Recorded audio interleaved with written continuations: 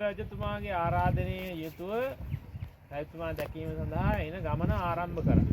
එතකොට වර්ණාවෙත් සඳහන් ලස්සන ගස් වල මේ දළුලා මල් පිපිලා තාමත් මනරම් වූ ගමනක් තමයි ආරම්භ කරන්නට යෙදුනේ. ඊට පස්සේදී මේ කාළුදායි ඇමතියා අවසර අරගෙන යනවනේ ශාක්‍ය වංශයෙන්. එතකොට අවසානට යනවා 10000ක්. ඒ ගියාට පස්සේ 10000ක් වෙනවා.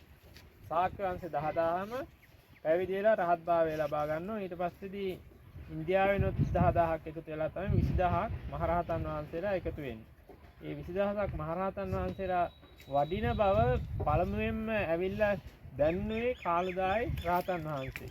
පිය රජතුමා දැන්නුවට පස්සේ තමයි ගිය පොය දවසේම තමයි මේ නිග්‍රෝධාරාමය තනන්න ආරම්භ කරනු ලැබුවේ. මොකද එන මුදුන් ප්‍රමුඛ මහා සංඝරත්නයට වැඩ සිටීම සඳහා ආරාමය නිර්මාණය කරේ. එතකොට බුදුරජාණන් වහන්සේ මේ ස්ථානයට වැඩලා රාහුල කුමාරයා පැවිදි කරපු ස්ථානය තමයි අර තියෙන්නේ.